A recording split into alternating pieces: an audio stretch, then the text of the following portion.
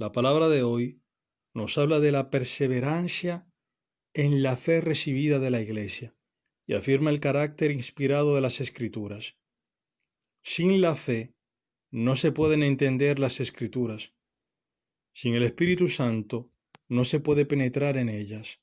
En la primera lectura, Pablo recuerda a Timoteo las persecuciones que ha sufrido por la fe. Dice: ¿qué persecuciones hube de sufrir? Y de todas me libró el Señor. Y todos los que quieran vivir piadosamente en Cristo Jesús sufrirán persecuciones.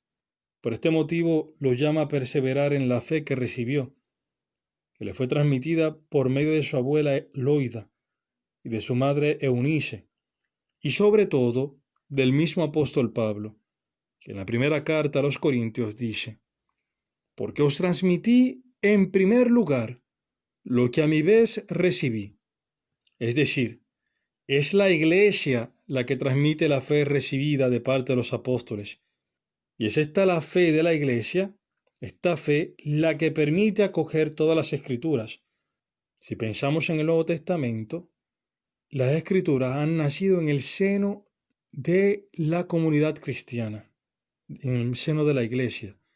La Iglesia ha escrito estos textos sagrados por inspiración del Espíritu Santo. La fe de la Iglesia, la que nos permite acoger todas las Escrituras, toda la Biblia, como inspirada por Dios y como útil para la formación cristiana. Pues en la familiaridad asidua con la Escritura, el hombre de Dios nutre su fe y su celo apostólico. Dice al final la primera lectura: tú, en cambio, persevera en lo que aprendiste y en lo que creíste, teniendo presente de quiénes lo aprendiste, y que desde niño conoces las sagradas letras, que pueden darte la sabiduría que lleva a la salvación mediante la fe en Cristo Jesús. Toda escritura es inspirada por Dios y útil para enseñar, para arguir, para corregir y para educar en la justicia. Así el hombre de Dios se encuentra perfecto y preparado para toda obra buena. El salmo de hoy, Salmo 118, es precisamente un elogio de la ley divina, de la palabra de Dios, de su enseñanza revelada. Este grande elogio es el salmo más largo de la Escritura, pero para la liturgia de hoy la Iglesia ha elegido algunos versículos que nos recuerdan lo que dice Pablo en la primera lectura, que habla sobre la persecución de quien sigue a Jesucristo. Pero el Salmo nos recuerda que hay una paz y seguridad que nos da la palabra de Dios, que nos da la voluntad de Dios. Dice el Salmo: mucha paz tienen los que aman tus leyes, Señor. Muchos son los enemigos que me persiguen, pero yo no me aparto de tus preceptos. El compendio de tu palabra es la verdad, y tus juicios son eternos. Aguardo tu salvación, Señor, y cumplo tus mandatos. Guardo tus decretos, y tú tienes presentes mis caminos.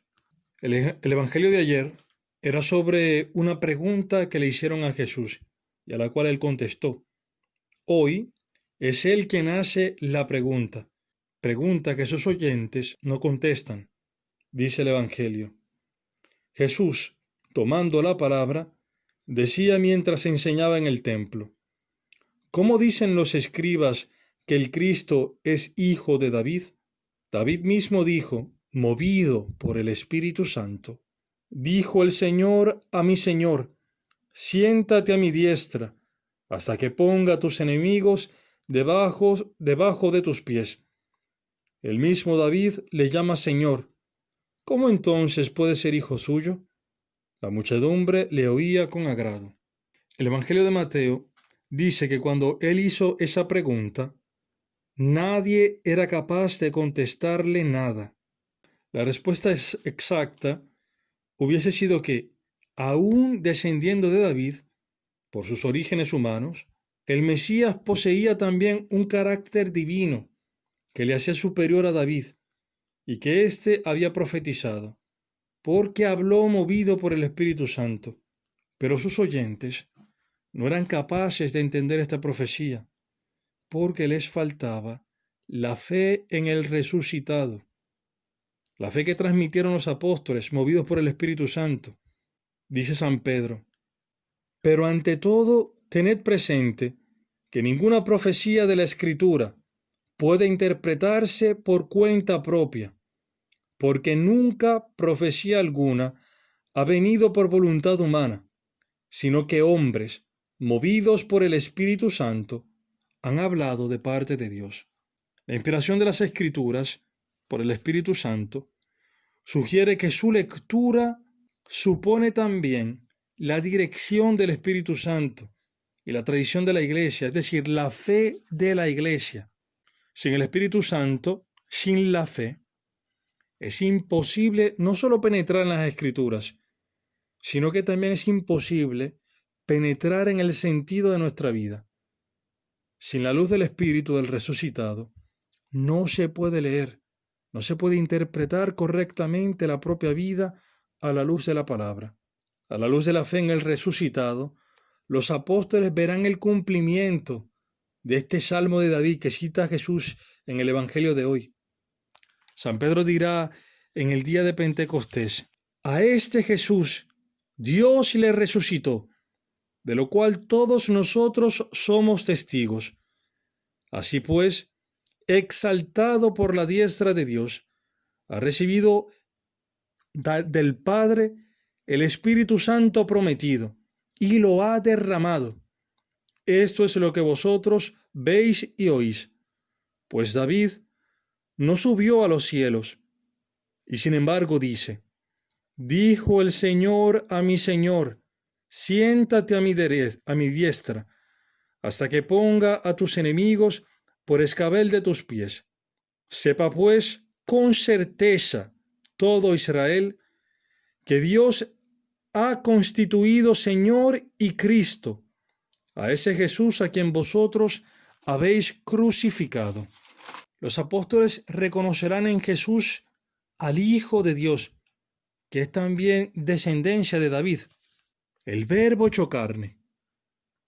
Reconocerán lo que festejamos ayer, que Jesús es sumo y eterno sacerdote, que se ha entregado por nuestros pecados, que nos ha amado hasta morir en la cruz y que resucitado intercede por nosotros a la derecha del Padre para enviarnos el Espíritu Santo, que es Señor y dador de vida, consolador inigualable en medio de las tribulaciones, gozo que seca las lágrimas y reconforta en los duelos, que sana el corazón enfermo, lava las manchas, infunde calor de vida, da luz al intelecto para penetrar en las Escrituras, para penetrar en el sentido de nuestra vida, para hacernos ver que nuestra historia es santa y nos conduce al abandono total en Cristo. Que el Señor nos conceda de acoger su Espíritu Santo y que nos conceda de perseverar en la fe de la Iglesia y de crecer en esta fe, de alimentarla con la escucha y la lectura de las Escrituras.